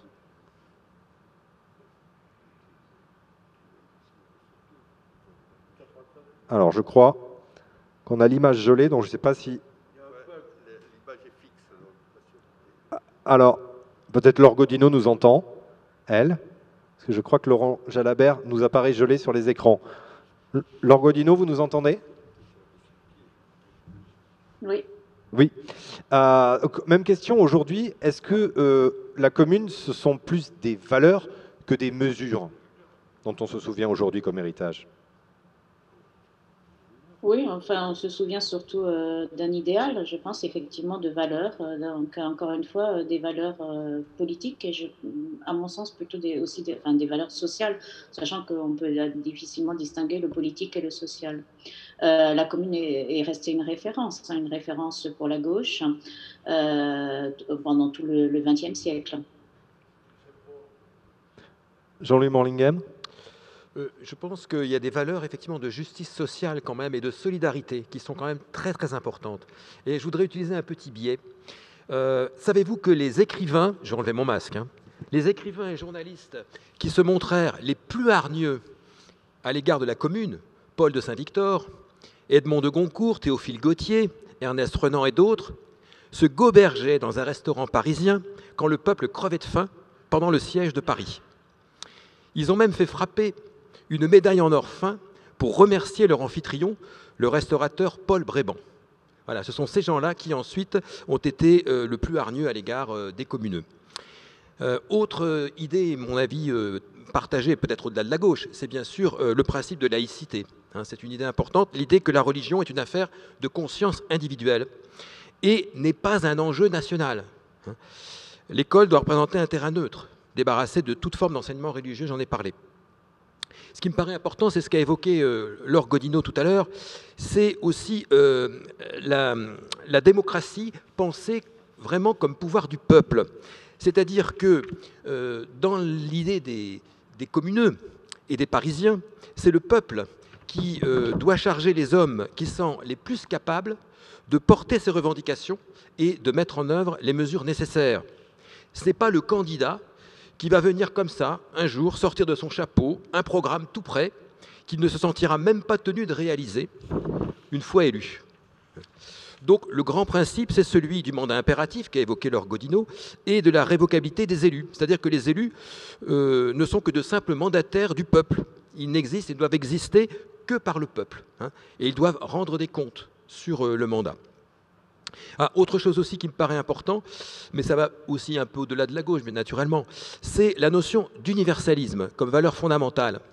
Alors là aussi, je pense que Laure Godinot et M. Jalabert seront d'accord. Sous la Commune, très curieusement, on ne crie jamais « Vive la France !» mais « Vive la République !» et même « Vive la République universelle !» avec cette idée aussi de fédération des peuples, déjà portée par l'Association internationale des travailleurs. Donc, évidemment, ça aussi, on peut considérer peut-être de gauche le rejet du militarisme, des guerres de conquête, des guerres impérialistes qu'on a évoquées à propos de la démolition de la colonne Vendôme. Et enfin, dernière chose, dernier point, à mon avis, la revendication de l'autonomie des groupes et la volonté de briser la centralisation qu'on a évoquée tout à l'heure aussi avec nos participants. La République sociale, imaginée par la Commune, se voulait une fédération, Laure Godinot l'a dit, se voulait une fédération des communes de France. Et je pense que les communeux, effectivement, auraient été très favorables à la décentralisation et à la régionalisation. Voilà. J'ai noté les communeux à la place des communards. Bon, il doit y avoir un peu de vertu là-dedans. Laurent Jalabert, on vous a retrouvé. Je voulais vous demander quand est-ce que ces événements de la commune et ces valeurs sont devenus un véritable héritage pour la gauche. Comment est-ce que ça s'est construit dans les années suivant ces événements de 70-71 ? C'est une construction lente, c'est pas une construction rapide, avec des constructions assez ambivalentes selon les périodes. Alors, c'est un phénomène assez complexe. Il est évident que tous les mouvements qui se veulent ouvriers et révolutionnaires sous la Troisième République, on va dire jusqu'à la création du Parti socialiste en 1905, et autour de tous les événements, les mouvements sociaux qui se développent, il y a un regard vers les héritages de la Commune de Paris, autour de toutes les idées qui ont été exprimées tout à l'heure, sur les mesures autour notamment du travail, qui sont extrêmement importantes pour tous ces mouvements qui donnent naissance au syndicalisme et au socialisme. Ensuite, c'est plus complexe. Il faut voir que le 50e anniversaire de la Commune, c'est juste après le congrès de Tours du fondateur du Parti communiste en France. Donc on rentre déjà dans une certaine complexité ici sur les héritages entre les différentes forces qui composent la gauche. Si on prend le centenaire, on est quelques mois, quelques semaines avant le congrès fondateur du Parti socialiste d'Épinay, enfin qui n'est pas le congrès fondateur véritablement, mais qui est celui où les conventionnels de François Mitterrand rejoignent le Parti socialiste et François Mitterrand prend le Parti socialiste. Et là, on a un déchirement des forces qui font toutes leur défilé vers le mur des fédérés, qui ont toutes leurs commémorations, etc. Il y a 5, 6, 7, 8 commémorations parallèles. Donc c'est loin d'être un mouvement unitaire autour de la commune. Chacun essaie de retirer son petit morceau de la commune. Puis il y a des héritages, ce qui a été dit tout à l'heure sur la décentralisation. Bon, il faut voir que c'est assez contesté. Les partis de gauche n'ont pas été des partis très décentralisateurs avant les années 80, avant les années 70, où ça commence un peu avec la régionalisation, 60-70, mais jusqu'alors, n'oublions pas que le Parti communiste, quand même, qui se revendique en partie de la commune de Paris par certains aspects, prône le centralisme démocratique très longtemps. Donc attention, il y a des idées de la commune qui sont loin d'être acceptées par un certain nombre de forces de gauche tout au long de cette période de 100-150 ans qui suivent derrière. Donc c'est un héritage qui est très ambivalent. Il y a des choses qui sont reprises, qui sont soutenues par les partis de gauche et qui en font une force politique. Puis il y a des héritages qui sont plus compliqués parfois, qui sont un peu plus ambivalents et pour lesquels on n'est pas toujours très favorable. Si on prend un exemple qui est un peu polémique peut-être, mais les chevènementistes, le CRS de Jean-Pierre Chevènement, c'est pas des décentralisateurs, ils sont pas très favorables à l'expression du fédéralisme, du pouvoir communal. C'est pas quelque chose qui va porter le CRS de Jean-Pierre Chevènement et Jean-Pierre Chevènement. Alors Chevènement était bien membre du Parti socialiste, de la SFIO, puis du PS, etc., avant de s'en séparer, de créer le mouvement des citoyens. Donc voilà, il y a quand même une certaine ambivalence dans l'héritage politique de la gauche, et si on prend sur la longue période, c'est un mouvement assez complexe. Là où il y a consensus, ça va être sur l'héritage autour de tout ce qui relève des mesures autour du travail, qui là, effectivement, relève d'un héritage commun, c'est-à-dire des mesures qui prônent l'égalité, qui rapprochent vers des mesures préconisées par la commune. Tout à l'heure, il a été question effectivement des ateliers. Bon, ça renvoie au mouvement coopératif qui se développera un peu plus tard et qui sera très soutenu par les mouvements syndicaux, le socialisme, Jean Jaurès, etc. Tout cela est bien connu. Rémi Pech pourra en parler beaucoup mieux que moi, puisque les études jaurésiennes, c'est quelque chose qu'il développe. Donc, il y a autour du travail incontestablement un héritage commun. Il y a cet héritage symbolique aussi qui est souvent évoqué autour de la répression de la commune. On réprime le mouvement ouvrier, donc c'est quelque chose qu'on va récupérer dans les partis de gauche comme on a réprimé les mouvements ouvriers de la fin du 19e siècle. Mais il y a ensuite des héritages qui sont des mémoires, des héritages qui sont un peu divergentes selon les forces et selon les périodes, selon les temps auxquels on se réfère et dans lesquels on se situe. Voilà, aujourd'hui, si on prend un exemple, nous sommes une année, ce qu'on appelle dans les commémorations des années en 1 pour le Parti socialiste actuel ou pour les socialistes actuels. 1971, unité du PS à Épinay, 1981, victoire de François Mitterrand, et cette année, le PS célèbre plutôt la Commune de Paris, plus que la victoire de Mitterrand en 81 ou plus que le congrès du Parti socialiste de 1971. Bon, il y a un certain malaise pour commémorer la victoire, enfin la prise du pouvoir par le PS de Mitterrand, et puis autour des affaires rwandaises, on essaie d'oublier un peu Mitterrand. Donc on revient un peu plus en arrière autour de la commune. Vous voyez, les mémoires et les héritages, on en fait un peu ce qu'on en veut dans les forces politiques, dans les contextes commémoratifs. Alors justement, je vais poser une dernière, avant de repasser pour une dernière série de questions, voir nos médiateurs, nos modérateurs. Une dernière question à Laure Godino qui va devoir nous quitter parce qu'elle jongle aussi, elle, entre visio, télétravail et famille. Donc j'avais promis qu'à 20h30, on pourrait la laisser. Une dernière question par rapport à ce qui vient d'être dit sur la commémoration. On est dans une année un peu particulière où on a l'impression qu'il y a un combat d'héritage entre la commune et Napoléon. Est-ce que vous ressentez ça, vous, au niveau du monde universitaire, parce que le politique aussi va avoir des façons de régler ses problèmes commémoratifs, mais est-ce qu'il y a vraiment une différence d'héritage et on peut dire qu'il y a des courants politiques qui se retrouvent dans un événement ou dans un personnage et pas dans l'autre? Sur le plan universitaire, non. C'est une question, Angela Merkel l'a très bien dit, hein, ce sont des questions de politique contemporaine. Donc effectivement, chacun met ce qu'il veut dans la commune pour des raisons politiques, encore une fois, contemporaines. Mais les historiens, non, n'opposent pas la commune à Napoléon. Enfin bon, n'opposent pas. En tout cas, il n'y a pas ces débats-là. Qu'est-ce qu'on peut reprocher à la commune? Ceux qui ne veulent pas commémorer la commune ou qui ne se retrouvent pas dans les valeurs de la commune, les ennemis de la commune, qu'est-ce qu'ils reprochent? Il y a les ennemis et puis il y a ceux qui ne veulent pas commémorer la commune.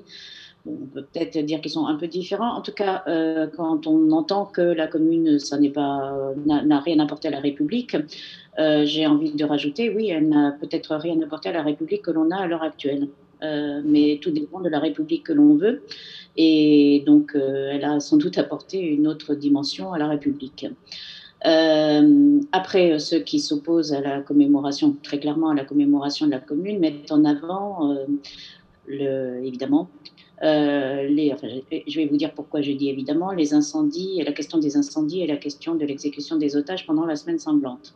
Alors pourquoi j'ai dit évidemment? Parce que si l'on regarde bien les textes de 1871, eh bien, ce sont exactement les mêmes mots qui sont employés en 1871 par les anticommunards, et ce sont les mêmes griefs. Alors évidemment, on va me dire que ce sont des griefs importants, hein, peut-être, mais je rappellerai quand même que l'exécution des otages, on l'a déjà dit, n'a pas eu lieu avant la semaine sanglante, et les incendies comme l'exécution des otages, ça ne veut pas dire que je dis que les exécutions des otages est quelque chose de bien, hein. Je dis simplement qu'il faut les remettre dans leur contexte, à savoir la reprise en main par l'armée versaillaise et les exécutions des communards qui étaient déjà en cours au moment de la reprise en main, puisque pendant que l'armée versaillaise avançait dans Paris, avaient lieu les exécutions des fédérés et des communards, qui étaient, les nombreuses exécutions des combattants de la commune. Voilà, donc c'est ça qu'on reproche, et c'est ça qu'on reprochait déjà en 1871. Ça, ce sont des faits au niveau des valeurs, des grandes valeurs ou des mesures d'égalité de salaire ou de... Moi, ce que je vois dans les reproches faits à la commune, ce ne sont pas les valeurs que l'on reproche à la commune, ce sont les faits. C'est-à-dire, c'est de l'exécution des otages, encore une fois, et des incendies. Merci beaucoup, Laure Godino, d'avoir participé. C'était promis, on vous lâche à 20h30. Merci vraiment d'avoir participé à nos échanges et à cette table ronde, et on espère vous revoir très bientôt autour de notre thème peut-être historique, parce que si c'est la commémoration de la commune, il va falloir attendre quelques années pour retomber sur du 71 ou du 21 pour faire juste. Merci beaucoup. Oui, merci. Et bonne soirée à vous. On va prendre quelques questions de la part de nos modérateurs. Alors, beaucoup de questions. On a une question de Daniel qui dit comment enseigner la commune, notamment dans les lycées, les collèges. Est-ce que d'abord c'est présent dans les programmes, suffisamment présent, et est-ce que c'est facile à enseigner? Deuxièmement, une question d'Alix sur l'influence de la commune. L'influence sur la commune sur le mouvement anarcho-syndicaliste, sur le mouvement communiste. On se souvient de Lénine dansant au 73e jour de la Révolution d'octobre en s'amusant du fait d'avoir dépasser le temps de la Commune de Paris. Alix fait un parallèle avec le mouvement des Gilets jaunes en demandant est-ce que le mouvement de la Commune peut-il être considéré comme un mouvement populiste.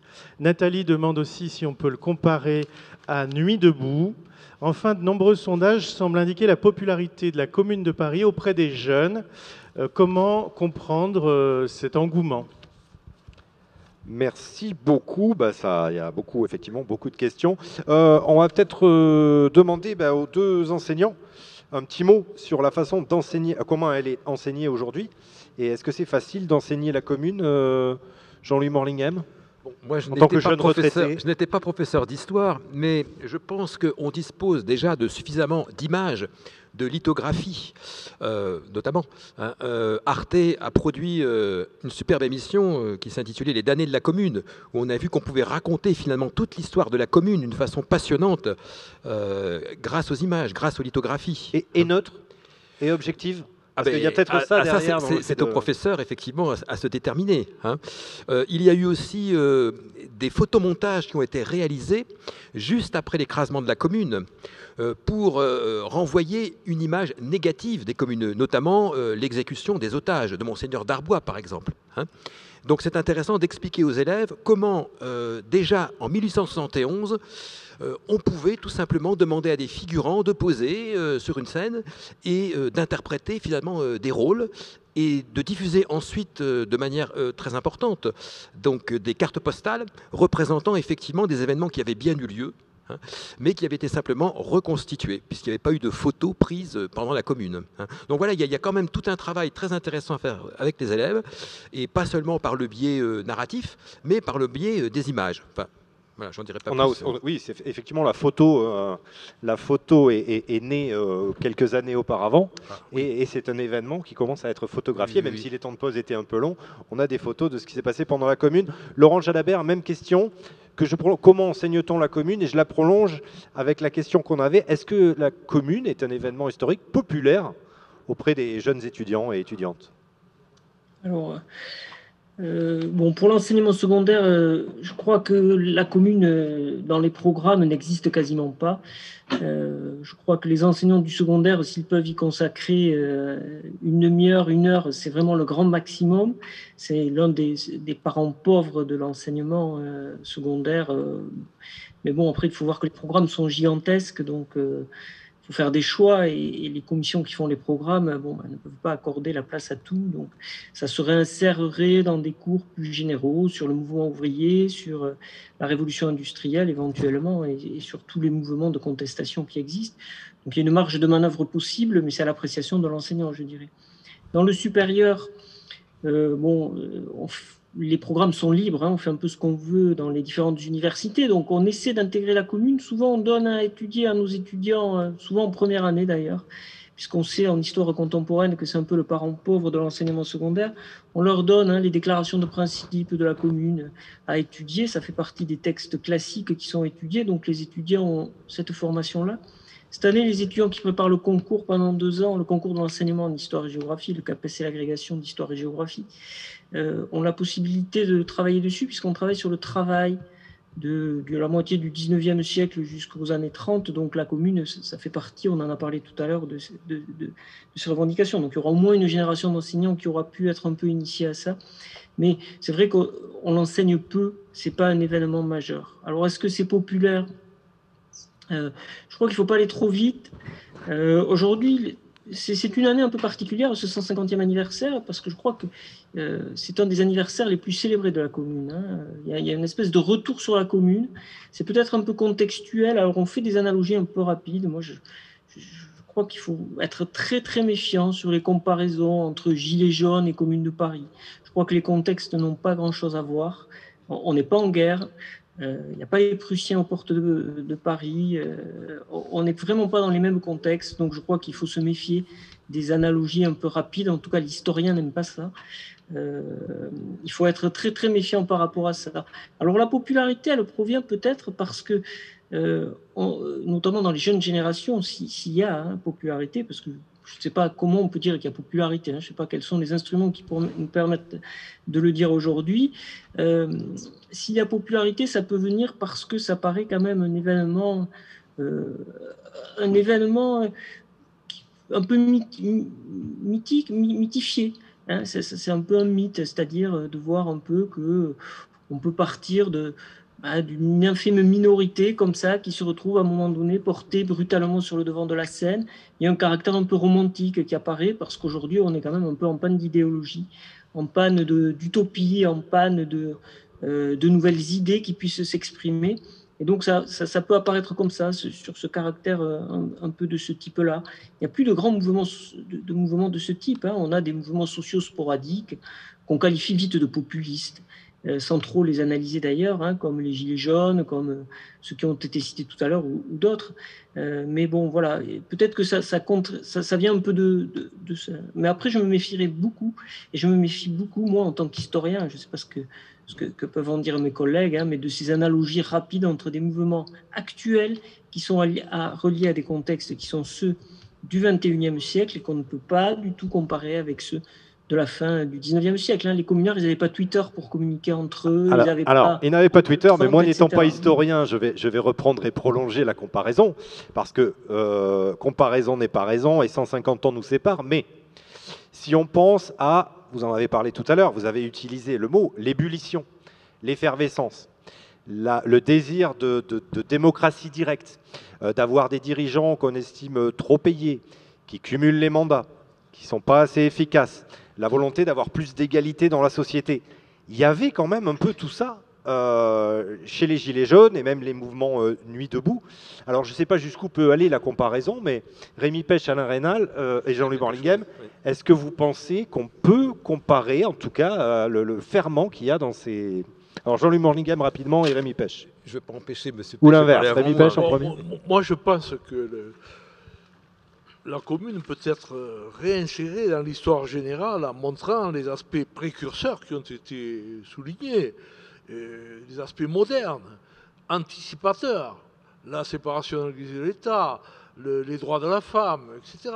Donc on peut montrer que les rêves des communards qui n'ont pas pu s'inscrire immédiatement ont cheminé et ont abouti à des résultats concrets. Et d'autre part, on peut souligner le fait que, et c'est déjà Édouard Vaillant le disait, c'est la commune qui a fondé la République en montrant aux éléments bourgeois qu'il ne fallait pas restaurer les monarchies, que c'était plus possible, et qu'il fallait donc concevoir un régime démocratique, certes au départ assez oligarchique, mais qui avait des capacités de démocratisation, comme Jaurès ensuite l'a montré. Moi, je crois que ces deux éléments peuvent être conjugués, mais je pense qu'il faut se méfier de comparer des périodes très différentes et de faire des assimilations hâtives entre le populisme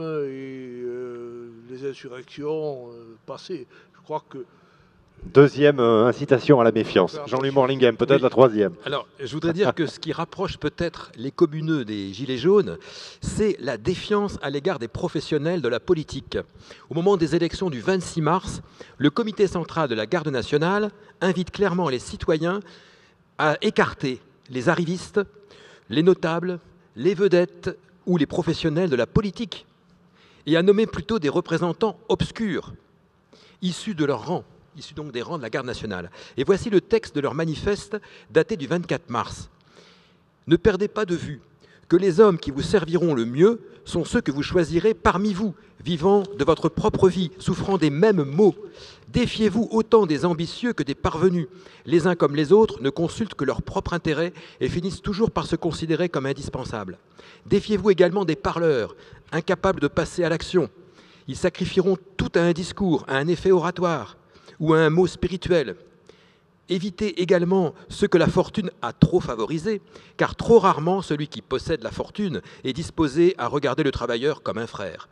Enfin, cherchez des hommes aux convictions sincères, des hommes du peuple, résolus, actifs, ayant un sens droit et une honnêteté reconnue. Portez vos préférences sur ceux qui ne brigueront pas vos suffrages. Le véritable mérite est modeste, et c'est aux électeurs à connaître leurs hommes, et non à ceux-ci de se présenter. On peut y retrouver des parallèles avec les Gilets jaunes, mais ça n'aurait pas été écrit peut-être de la même façon aujourd'hui. Ah, aussi bien peut-être. Alain Raynal, on va finir avec la question sur l'anarcho-syndicalisme et le communisme. Voilà. Je voulais très rapidement revenir, quand même, il y a une question qui est venue sur l'anarcho-syndicalisme, mais moi revenir sur l'héritage de la commune, ce qui a pu marquer profondément notre pays. Je vais prendre 3 points. Le syndicalisme.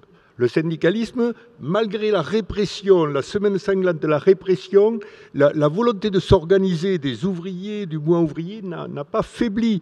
Il y a le doublement du nombre syndiqué entre 1876 et 1880. Très vite, donc, il va y avoir donc toute une série d'organisations qui vont se développer, qui vont aller jusqu'en 1895 à la création de la CGT. Mais l'important, c'est la particularité française, et moi je pense que c'est en lien avec la commune, c'est cette recherche de l'autonomie du mouvement syndical par rapport aux partis politiques. par rapport à la politique, à cette sorte d'indépendance qui va se concrétiser à travers la charte d'Amiens, auquel se réfère toujours la CGT et Force ouvrière en 1906. Je prends ça, c'est un des héritages de la commune. En même temps, il y a cette spécificité, une autre force de la commune, je veux dire, et qui est toujours un débat aujourd'hui, l'internationalisme. Parce que quand même, tous les grands mouvements politiques ont cherché à... je ne reprends pas l'histoire des différentes internationales, puisque quelqu'un y a eu la référence, mais je veux dire, la force de la commune, comment ils ont accepté que des milliers de personnes, des ouvriers, des intellectuels ou autres, venant de différents pays, chassés de leur propre pays par les régimes autoritaires, viennent à Paris. Vous savez que la commune a reconnu le titre de citoyen à tous les étrangers, d'origine étrangère, qui étaient un ministre Léo Frankel du travail hongrois, Dromboski, le chef militaire de la commune, et cette reconnaissance par la commune du titre de citoyen, je crois, très important. Autre question, ça c'est peut-être, alors moi je suis peut-être pas historien, l'historien à dire, je pense qu'il y en a un qui a tiré les enseignements sur une des héritages de la commune, c'est le rôle du peuple dans la défense nationale. Je veux dire parce que, et je pense à Jean Jaurès quand il écrit l'Armée nouvelle, ces 2 tomes sur l'Armée nouvelle. Est-ce qu'il ne tire pas des enseignements? D'abord, une armée, c'est avant tout pour la défense nationale, face aux agresseurs à l'extérieur, quelles que soient les situations politiques. Et cette défense nationale, sa force, elle ne peut venir que du peuple. Je ne vais pas faire des rapprochements rapides, mais quand même, la Deuxième Guerre mondiale, c'est le peuple, c'est la résistance qui aussi va défendre, va assurer la défense nationale. C'est un peuple qui n'accepte pas la défaite de la Seconde Guerre mondiale, et il y a un peu ça, les Parisiens de 61. Et par rapport au syndicalisme, l'anarcho-syndicalisme, bien sûr, c'est l'histoire du mouvement ouvrier, du mouvement syndical en France. Anarcho-syndicalisme, les syndicalistes révolutionnaires, et toujours dans cette suite d'une sorte d'autonomie, d'indépendance vis-à-vis des partis politiques. Et je reviens encore à Jaurès, mais ça c'est parce que Jaurès a su bien travailler. Avec le micro, parce que... Oui, Jaurès a très bien su réfléchir et travailler sur le rôle propre spécifique du mouvement socialiste, du mouvement ouvrier, et comment, pour ce socialisme, je dirais, comment les uns et les autres peuvent travailler ensemble, agir ensemble.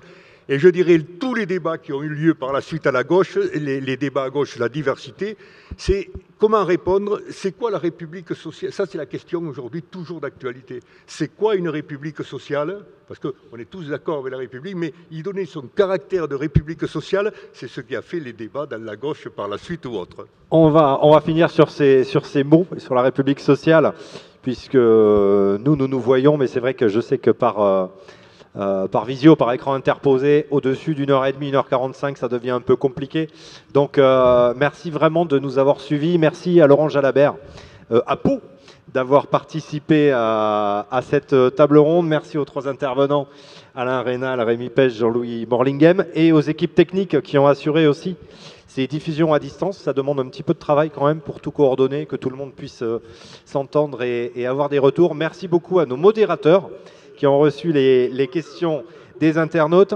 Pour prolonger un peu l'expérience, vous avez une exposition virtuelle également sur la page haute-garonne.fr.